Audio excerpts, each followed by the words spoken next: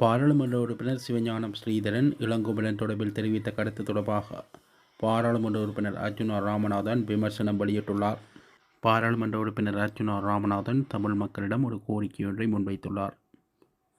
அரசியல் காலம் என்பதற்காக அல்ல, தேர்தல் காலம் என்பதற்காக அல்ல, ஆழ்ந்த மனதில் இருந்தவைகள் தேர்தல் காலங்களில் தேசிய மக்கள் சக்திக்கு வாக்கு போடுங்கள் என்று சந்திக்கு சந்தி குடித்து விட்டு உழந்தும் சில தமிழ் குடிமகன்களுக்கான பதிவு இது. உங்களுக்கு வேண்டுமானால் தமிழ் தேசியம் ஒரு தேர்தல் கால பகடைக்காயாக இருந்துவிட்டு போகட்டும். எனக்கு அது உயிர் மூச்சு. என் மூச்சு எடுக்கப்படும் வரை அதுவே என் கடைசி மூச்சாக இருந்துவிட்டு போகட்டும்.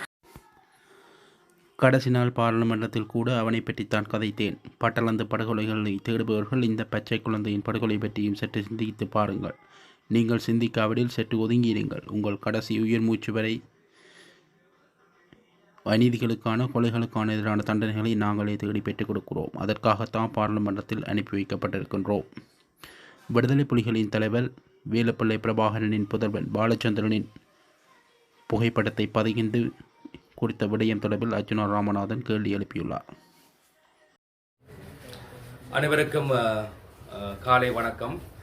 இன்றைய தினம் கரந்தன் பகுதியிலே தேசிய மக்கள் சக்தியினுடைய மக்கள் தொடர்பு காரியாலயம் ஒன்று காலை திறந்து வைக்கப்பட்டது. பரந்தன் வட்டாரத்திலே தேர்தலிலே போட்டியிடுகின்ற எங்களுடைய தோழி சகோதரி பிரியதர்சினி மற்றும் தோழர் சஜிந்தன் இருவரும் இந்த பிரதேச சபை தேர்தலிலே வெற்றி பெற வைக்க வேண்டிய தேவையின் அடிப்பாட்டிலே நாங்கள் இன்றைய மக்கள் தொடர்பு காரியாலயத்தை திறந்திருக்கின்றோம். கிளிநொச்சி மாவட்டத்திலே எங்களுடைய பணி மிக வேகமாக நடைபெற்று வருகின்றது.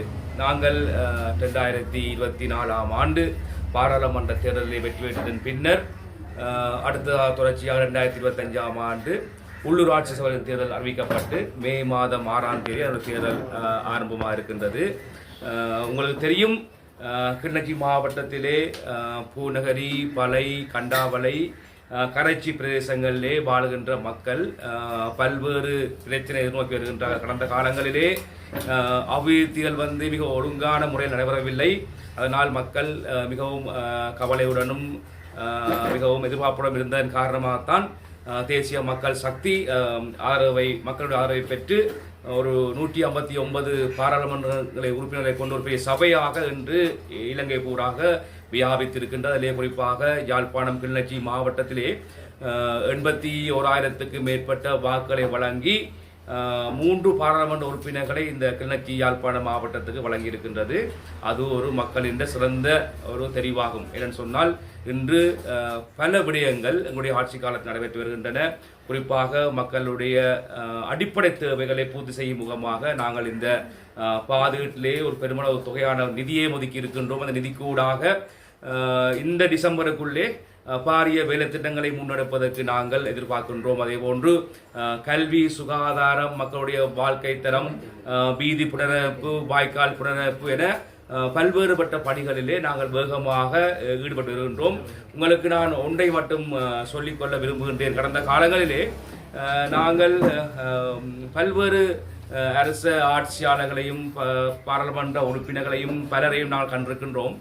ஆனால் இங்கே வருகின்ற மக்களிடம் வருகின்ற பொழுது பல வேலை திட்டங்கள் செய்யப்படாமல் வெறும் பத்திரிகைகளுக்காகவும் யூடியூப்லையும் ஏனைய சமூக வலைத்தளங்களிலையும் செய்திகள் வந்தால் போதுமென்ற நிலப்பாட்டிலே கருத்தில் தெரிவித்துவிட்டு அரசியல்வாதிகள் மக்களை சந்திப்பதில்லை.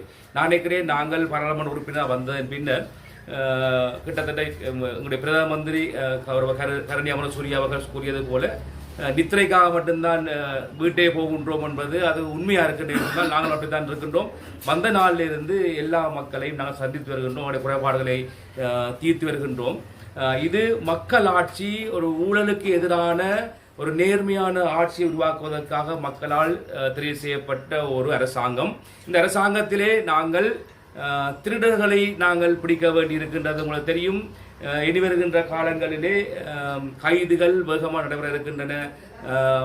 கன பேர் இதிலே மாட்ட இருக்கிறார்கள். ஏனென்று சொன்னால், நாங்கள் வேண்டுமென்று யாரையும் கைது செய்ய விரும்புவதில்லை. மக்கள் எங்களுக்கு தீர்ப்பளித்திருக்கிறார்கள். முதலாவது இந்த நாட்டில் இருக்கிற ஊழல்களை ஒழிக்க வேண்டும் என்று சொல்லி அதன் கட்டமாகத்தான் நாங்கள் ஊழல்வாதிகளுக்கு நாங்கள் எதிரானவர்கள். எனவே ஜனாதிபதி சொல்லியிருக்கின்றார், நீங்கள் அரச ஊழியராக இருந்தாலும் சரி, யாராக இருந்தாலும் சரி, தயவுசெய்து ஊழலிலிருந்து வெளியே இருங்கள், தள்ளி இருங்கள், நடந்தவா இருக்கட்டும். ஆனால் இனி வருகின்ற காலப்பகுதியிலே மக்களுக்கு சரியான சேவை செய்ய வேண்டும் என்பதை கோரியிருக்கின்றார். அதை மீறி யாரும் செய்ய முடியாது. அது யாராக இருந்தாலும், நண்பராக இருந்தா என்ன, எங்களுடைய சகோதரராக இருந்தானே, அது யாராக இருந்தானே, மக்களுடைய கோரிக்கை விருப்பத்துக்கு மாறாக யார் செயல்பட்டாலும் ஒரு தண்டனை அனுபவிக்க வேண்டிய சூழலில் தான் இந்த அரசாங்கத்தை நாங்கள் வழிநடத்தி வருகின்றோம். எனவே இந்த எங்களுடைய ஆட்சி காலத்துக்கு இன்னும் 56 மாதங்கள் இருக்கின்றன. அந்த 56 மாதங்களிலே நாங்கள் படிப்படியாக வேலைகளை ஆரம்பித்திருக்கின்றோம். இந்த வேலைகள் இனிவரும் காலங்களிலே மிக வேகமாக சூடுபிடிக்க இருக்கின்றது. அதன் ஊடாக பல்வேறு வேலை திட்டங்களை நாங்கள் முன்னெடுப்போம். நாங்கள் தேர்தலிலே கூறிய வாக்குறுதிகளை நிச்சயமாக நாங்கள் நிறைவேற்றுவோம். மக்கள் பயப்பட தேவையில்லை. எங்களுக்கு தெரியும், மக்கள் எங்களிடம்தான் இருக்கிறார்கள். மக்கள் எல்லாம் விளங்கி இருக்கிறார்கள். அவர்களுக்கு தெரியும் யாரை ஆட்சி கொண்டு வேண்டும் என்று. இந்த நேரத்திலே ஜனாதிபதி, பிரதம மந்திரி, அமைச்சர்கள், பாராளுமன்ற உறுப்பினர்கள் அனைவருமே எங்களிடம்தான் இருக்கின்றார்கள். எனவே பிரதேச சபைகளும் நிச்சயமாக எங்களிடம்தான் வரும் என்று நாங்கள் முழுமையாக நம்புகின்றோம். குறிப்பாக கிளிநொச்சி மாவட்டத்தில் காணப்படுகின்ற 3 பிரதேச சபைகள், கரைச்சி, பளை, பூநகரி போன்ற பிரதேச சபைகள் எல்லாம் தேசிய மக்கள் சக்தியை கைப்பற்றும் என்று நாங்கள் முழுமையாக நம்புகின்றோம். அதற்கான வேலை திட்டங்களை நாங்கள் ஈடுபட்டிருக்கின்றோம். நல்ல தராரமான மக்கள் சேவையுள்ள அல்லது ஊழலற்ற வேட்பாளர்களை நான் நிறுத்தியிருக்கின்றோம். கடந்த காலங்களிலே இந்த கரைச்சி பிரதேச சபைகளிலே, கரைச்சி பிரதேசங்களிலே பல குறைபாடுகள் காணப்படுகின்றன. நாங்கள் செல்லும் இடங்களெல்லாம் மக்கள் எங்களிடம் குற்றங்களை தெரிவிக்கின்றார்கள். கிளிநொச்சி சந்தையில் கூட பல்வேறு பிரச்சனைகள் காணப்படுகின்றன. அதே போன்று சந்தை வியாபாரிகள், ஏனைய வியாபாரிகள் எல்லாம் நிறைய பேர் பாதிக்கப்பட்டிருக்கிறார்கள். வெள்ளத்தால் கனவே பாதிக்கப்பட்டிருக்கிறார்கள். வீடு இல்லாமல் நிறைய பேர் இருக்கிறார்கள். குறிப்பாக கிளிநொச்சி மாவட்டத்திலே ஊழல்கள் அதிகமாக காணப்படுகின்ற, மோசடி காணப்படுகின்றது. அதே போன்று விவசாய தொடர்பான விடயங்களை நாங்கள் பார்க்க வேண்டியிருக்கின்றது. குளங்களை நாங்கள் பராமரிக்க வேண்டியிருக்குது. அதே போன்று பல வாழ்வாதார முயற்சிகளை நாம் மேம்படுத்த வேண்டியிருக்கின்றது. எனவே நிச்சயமாக நாங்கள் இந்த கிளிநொச்சி மக்களுக்காக நிறைய பாடுபடுவோம். மக்கள் உங்களுடைய விருப்பு உரிய வாக்குகளை நீங்கள் அளிக்க வேண்டும். தேசிய மக்கள் சக்திக்கு நீங்கள் வாக்களித்து எங்களுக்கு ஒரு முறை சந்தர்ப்பத்தை தாருங்கள். தருவதற்காக நாங்கள் எங்களுடைய பணிகளை நீங்கள் மதிப்பீடு செய்யுங்கள். எங்களுடைய பணிகள் மிக சிறப்பாக இருக்கும். எனவே இதிலே இன்னொரு விடயம் இருக்கின்றது. குறிப்பாக சொல்ல போனால், இப்பொழுது எங்களிடம்தான் சபைகள் இருக்கின்றபடியாலே பிரதேச சபைகளையும் நாங்கள் எங்களிடம் தான் இருக்க வேண்டும். என்றால் பாராளுமன்றம் தொடக்கம் அமைச்சுக்கள் வரை எங்களுடைய கட்சியைச் சேர்ந்தவர்களான் இருக்கிறார்கள். எனவே இதிலே ஒரு விடயத்தை நான் சொல்லலாம். ஒரு வீட்டிலே 5 பேர் இருக்கிறார்கள் என்று சொன்னால் 5 பேரிலே 4 பேர் ஒரு ட்ரிப் கொண்டு போக விரும்பினோம். 5 பேரும் போக விரும்பினோம். ஆனால் அதில் 4 பேர் சொல்லுகின்றார்கள், நாங்கள் நூலடியாக போகணும்னு சொல்கிறார்கள். கடைசி மகன் சொல்லுகின்றார், இல்லை நாங்கள் காலிக்கு போவோம்னு சொல்லியிருந்து.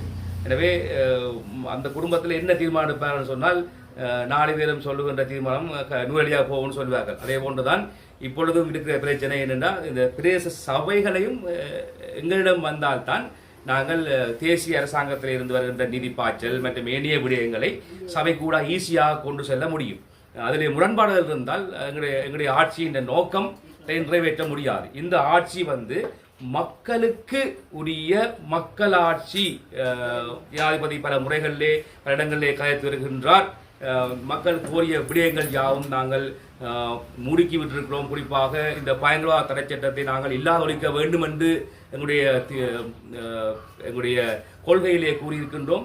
அதற்கான வேலை திட்டம் இப்பொழுது ஆரம்பிக்கப்பட்டிருக்கின்றது. ஒரு குழு அமைக்கப்பட்டு மக்களுடைய கருத்துக்கள் அறியப்பட்டு இந்த பயங்கரவாத தடை சட்டத்தை ஒழிக்க வேண்டிய நிலப்பாட்டை இருக்கின்றோம்.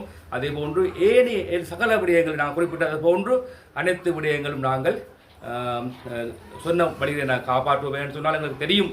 நாங்கள் கொடுத்த வாக்குறுதிகள் செய்யாவிட்டால் கடந்த ஆட்சியாளரை போன்று மக்களால் நிராகரிக்கப்படுவோம் என்று எங்களுக்கு தெரியும். அதை நன்றாக நாங்கள் அறிந்து வைத்திருக்கின்றோம். அதன் காரணமாகத்தான் நாங்கள் சரியான வழியிலே படிப்படியாக முன்னேறி கொண்டிருக்கின்றோம். இனிவரும் காலங்கள் அதிரடி காலங்களாக இருக்கும். மக்கள் எதிர்பார்ப்புகள் நடைபெறுகின்ற காலங்களாக இருக்கும். எனவே நம்பி தேசிய மக்கள் சக்தியுடன் நீங்கள் பயணிக்க வேண்டும். தற்போதைய சூழ்நிலையில் ஒரு விசமத்தனமான பிரச்சாரம் ஒன்று முன்னெடுக்கப்படுகின்றது. ஒரு சிங்கள கட்சி, இனவாத கட்சி என்ற ரீதியிலே கடந்த காலங்களிலே தேர்தலிலே தோற்று போனவர்கள் தாங்கள் மீண்டும் தேர்தலில் வெல்ல வேண்டும் என்று பயன்படுத்தப்படுகின்ற அந்த ஆயுதம் தான் இனவாத ஆயுதம். எங்கள் தமிழ் மக்கள் மத்தியிலே நாங்கள் இனவாதம் வேண்டாம், மதவாதம் வேண்டாம் என்ற கோரிக்கைக்கு அமைவாகத்தான் நாங்கள் இந்த நல்ல ஆட்சியை நாங்கள் கைப்பற்றிக் கொண்டோம். அந்த ஆட்சியை அல்லது அந்த ஆட்சியின் நோக்கத்தை அடைய விடாது சில பேர் தடுப்பதாக எங்களுக்கு தெரிகின்றது. அதுக்கு காரணம் எதுவும் இல்லை. இவ்வளவு காலம் அவர்கள் என்ன செய்தார்கள் என்பதை மக்கள் நன்கறிவார்கள்.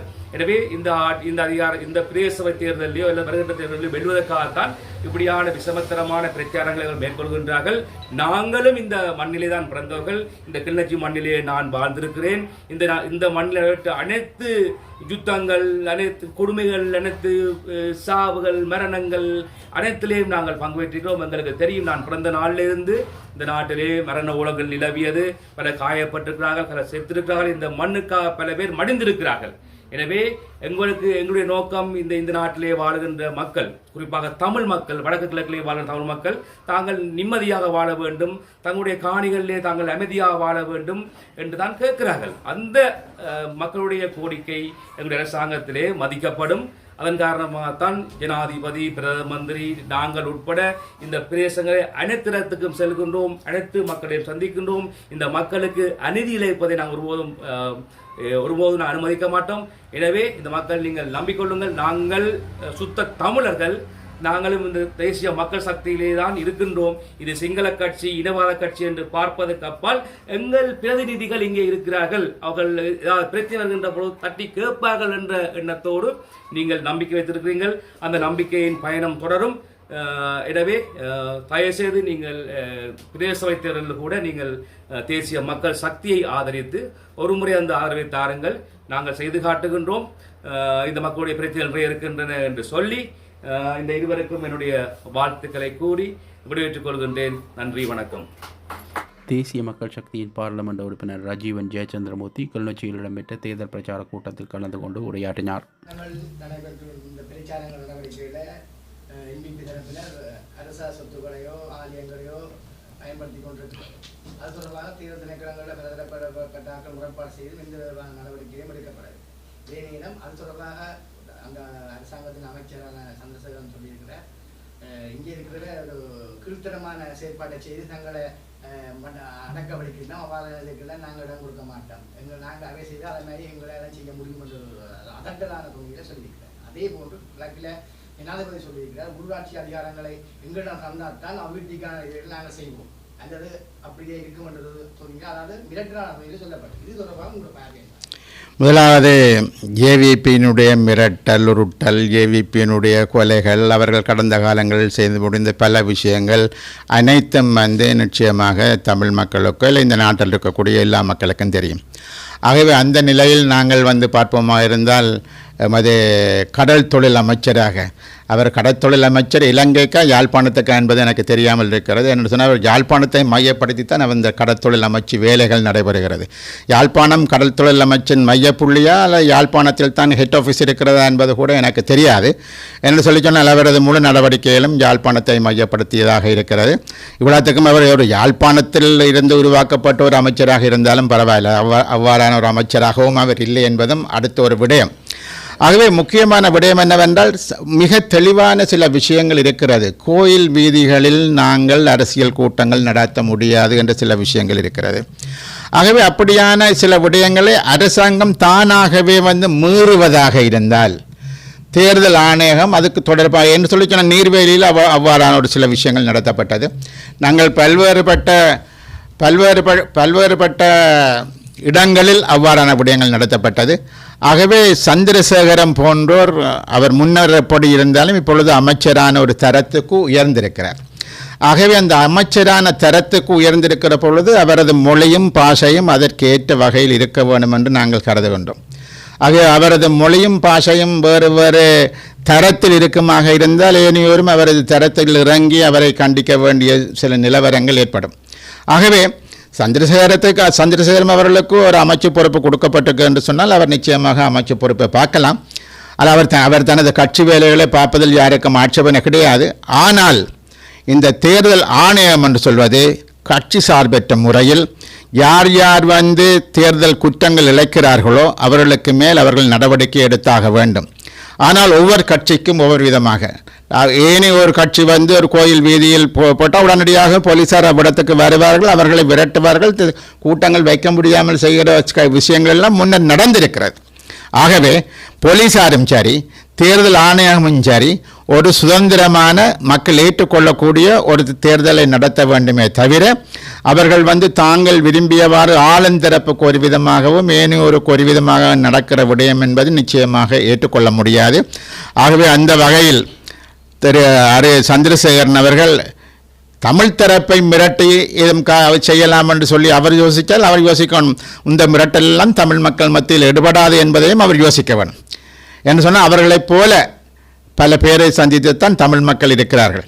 ஆகவே தமிழ் மக்களுக்கு அவருடைய உருட்டல் மிரட்டல் செயற்பாடுகள் இங்கே ஈடுபடும் என்று அவர் சொன்னால் அது பிழையானது. அதை நான் ஏற்கனவே ஆரம்பத்தில் சொன்னது போல இது ஒரு உள்ளூராட்சி சபை தேர்தல். இந்த தேர்தலில் இங்கே இருக்கக்கூடிய மக்கள் தங்களுக்கு தேவையானவர்கள் யார் என்பதை அவர்கள் தெரிவு செய்வார்கள். ஆனால் ஜனாதிபதி இன்றைக்கு ஜனாதிபதி வருகிறார். 2 நாட்களுக்கு முன்பு பிரதமர் போனார். ஆளுந்தரப்பினுடைய வெளிவிவகார அமைச்சர் வருகிறார். அதே போல் பிமல் ரட்நாயக் அவர் போக்குவரத்து அமைச்சர் அவர் வருகிறார். ஆகவே இப்படி பல்வேறுபட்ட ஆட்கள் இந்த தேர்தலில் வெல்ல வேண்டும் என்று சொன்னதற்காக வருகிறார்கள். ஆகவே இவர்கள் எவ்வாறானவர்கள் என்பதை நாங்கள் பார்த்திருக்கிறோம். ஆகவே இந்த முறை நான் நம்புகின்றேன், தமிழ் மக்கள் மாத்திரமல்ல, இவர்கள் கடந்த 6 மாதங்களில் எதையும் புதிதாகவோ அல்லது மக்களுக்கு உத்தரவாதம் அளித்ததன் பிரகாரமோ இவர்கள் இதை சிங்கள நாட்டிலும் எதனையும் செய்யவில்லை, தமிழ் பக்கத்திலும் எதனையும் செய்யவில்லை.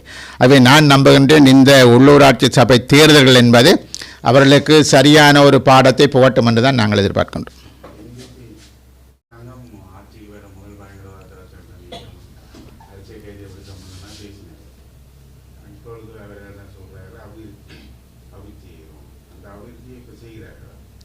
இல்லை, நான் 2 பேர் பிமல் ரட்நாயக்கா சந்திரசேகரம் போன்ற எனது வீட்டுக்கும் வந்திருந்தார்கள். தேர்தலுக்கு ஜனாதிபதி தேர்தலுக்கு முன்பாக என்னுடன் பேசியிருந்தார்கள். அது மாதிரி பல்வேறுபட்ட அரசியல்வாதிகளும் அவர்கள் பேசியிருக்கின்றார்கள். பயங்கரவாத தடை சட்டத்தை நீக்குவோம், நாங்கள் வந்தவுடன் அதை செய்வோம் என்று கூறியிருந்தார்கள். அதே போல் அரசியல் கைதிகளை நாங்கள் விடுவிப்போம் என்றும் கூறியிருந்தார்கள். அது ஒளிச்சு மறைச்ச விஷயமல்ல, அவர்கள் தங்கள் தேர்தல் விஞ்ஞாபனத்திலும் குறிப்பிட்டும் இருக்கின்றார்கள். ஆகவே இது ஒன்றும் புதிய ஒரு விடயம் அல்ல. ஆனால் இன்று அவர்கள் அதனை செய்வதற்கு தயாராக இல்லை. அதாவது இப்பொழுது இருக்கக்கூடிய ஆட்சிக்கும் அனுரகுமார திசநாயக்காவினுடைய தலைமையில் இருக்கக்கூடிய ஆட்சிக்கு பயங்கரவாத தடை சட்டம் ஒன்று தேவையாக இருக்கிறது. இந்த நாட்டில் வரக்கூடிய அவர்களுக்கு எதிராக வரக்கூடிய போராட்டங்களை கையாள்வதற்கு அவர்களுக்கு பயங்கரவாத தடை சட்டம் ஒன்று தேவைப்படுகிறது. உங்களுக்கு தெரியும், இந்த நாட்டில் குற்றவியல் சட்டங்கள் இருக்கிறது. இந்த பயங்கரவாத தடை சட்டம் வருவதற்கு முன்பாக பல்வேறுபட்ட தேர்தல்கள் நடந்தது, பல்வேறுபட்ட கட்சிகள் ஆட்சி அதிகாரத்தில் இருந்தது. அவர்கள் ஒன்றும் பயங்கரவாத தடை சட்டத்தில் நாட்டை நடத்தவில்லை. இங்கே அதுக்கு பிற்பாடு ஜேஆர் ஜெயவர்தனா பயங்கரவாத தடை சட்டம் ஒன்றை கொண்டு வந்தார். இன்றைக்கு பெரிய முற்போக்குவாதிகள், இடதுசாரிகள் என்று சொல்லக்கூடியவர்கள் நாங்கள் வந்தால் அதனை இல்லாமல் செய்வோம் என்று கூறினார்கள். இன்று அவர்களுக்கு பயங்கரவாத தடை சட்டம் ஒன்று தேவையாக இருக்கிறது என்பது ஒரு விடயம்.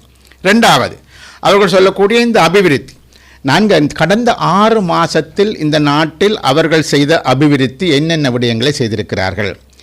அவர்கள் போய் சொல்லக்கூடிய என்னென்று சொல்லி சொன்னால், சுற்றுலா பிரயாணிகள் நிறைய பேர் வருகிறார்கள், கொஞ்சம் பேர் வரையினம் என்பது உண்மையான விடயம்.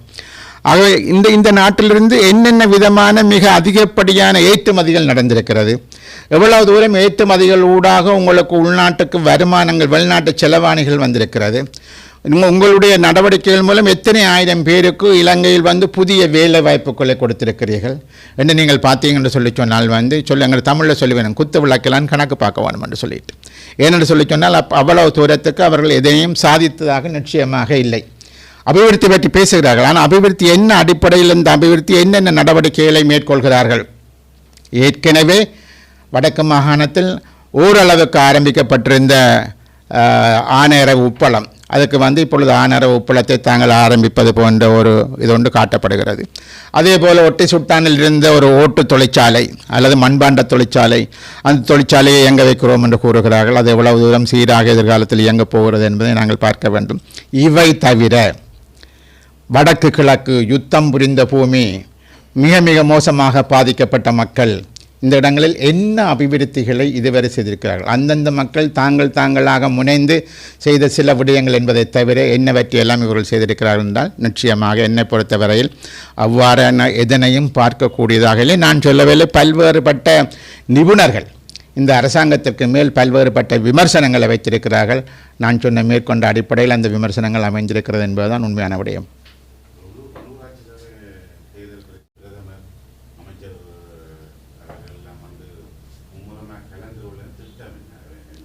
இல்லை, அது அவர்கள் மிக தெளிவாக சொல்கிறார்கள். ஊரின் நமதே, நாடன் நமதே, எல்லாம் நமதே. அதாவது இதுக்கு முன்னுக்கு என்னென்று சொல்கிறது, மஹிந்த ராஜபக்ஷ அவர்கள் இருந்த காலத்தில் அவரும் சொன்னார், எல்லா முழு நாடும் எமது நாடு என்ற விதமான ஒரு கருத்தை சொன்னார். பிறகு ஒரு ஏக்கராட்சி என்று சொன்ன ஒரு புதிய ஒரு சுலோகனை மைத்திரிபால சிறிசேனா போன்றவர் கொண்டு வந்தார்கள்.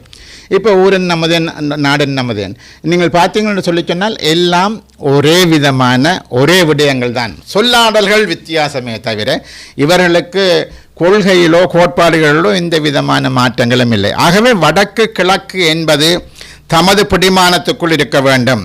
இங்கே இருக்கக்கூடிய இராணுவத்தை அவர்களால் அகற்ற முடியவில்லை, இங்கே இருக்கக்கூடிய காணிகளை அவர்களால் விடுவிக்க முடியவில்லை, இங்கே இருக்கக்கூடிய மக்களுடைய பல்வேறுபட்ட கோரிக்கைகள் எதுவும் நிறைவேற்றப்படவில்லை.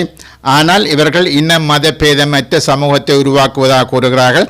இவர்களுக்கு பொறுத்தவரையிலும் கூட இப்பொழுது நாடன் நமதே, ஊரின் நமதே என்று சொல்வதனூடாக ஒட்டுமொத்தமாக இவர்கள் அந்த அதே விஷயத்தை ஏற்கனவே இருந்த அரசாங்கங்கள் செய்த அதே விஷயத்தை இன்று வரை ஒருவித மாற்றமும் இல்லாமல் தொடர்கிறார்கள் என்பதன் அர்த்தம். அது நான் சொல்ல போனால் தான் ஆரம்பத்திலே சொன்னேன், புத்த கோயில்கள் கட்டுப்படுவது என்பது நிறுத்தப்படவில்லை, நடைபெற்று கொண்டிருக்கிறது.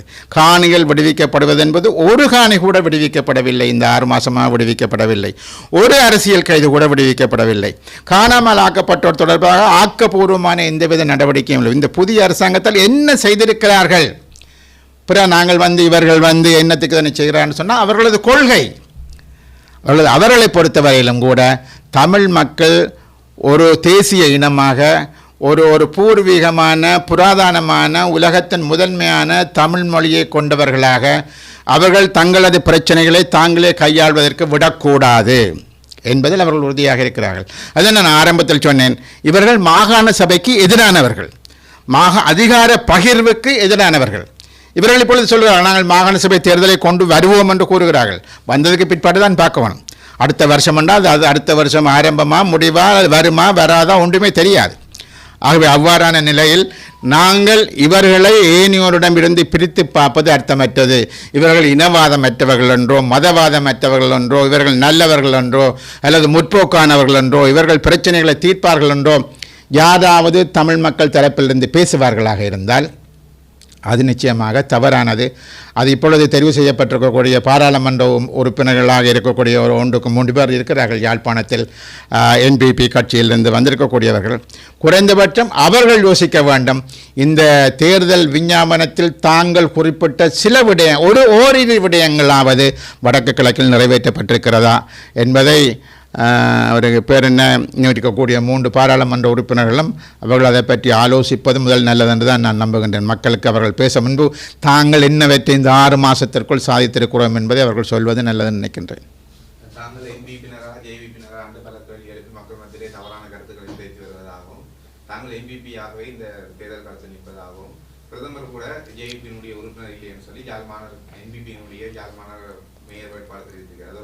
அவரே யாழ் மாநகர தேர்தல் வேட்பாளர், என்பிபியினுடைய யாழ் மாநகர அந்த வேட்பாளர் யாருன்னு கேட்குறோம். கபிலன். ஓகே, சரி. முன்னாள் விரிவுரையாளர்களுடைய சரக்கும் அவ்வளவுதான் என்று சொல்லி சொன்னால் யாரும் எதுவும் செய்ய முடியாது. சரிதானே? எல்லோருக்கும் தெரியும் ஏவிபி தான் இதில் என்பிபி என்ற பெயரில் இருக்கிறது.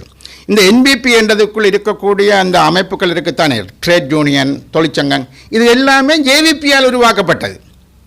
இது எதுவும் வெளியிலிருந்து வந்த புதிய சாமான்கள் என்றெல்லாம் கிடையாது. இது ஜேவிபி உருவாக்கி அதுக்கு என்பிபி என்ற ஒரு பெயரை கொடுத்து ஜேவிபி தான். இப்போ நான் கேட்குறேன், ஜேவிபியினுடைய செயலாளராக இருக்கக்கூடிய டில்வின் சில்வா அவர் சொல்வது, அந்த கொள்கை ரீதியாக அவர் சொல்வது அங்கே செய்யப்படுகிறதா, இல்லை எங்களுடைய பிரதமர் கருணை தானே, கருணை சொல்வது செய்யப்படுகிறதா? நிச்சயமாக அவர்கள் சொல்வது எதுவும் இல்லை. ஆகவே இவர்கள் 100% ஜேவிபியாகத்தான் சேர்ப்பார்கள். பேருக்கு என்பிபி என்ற ஒரு போட் இருக்குது.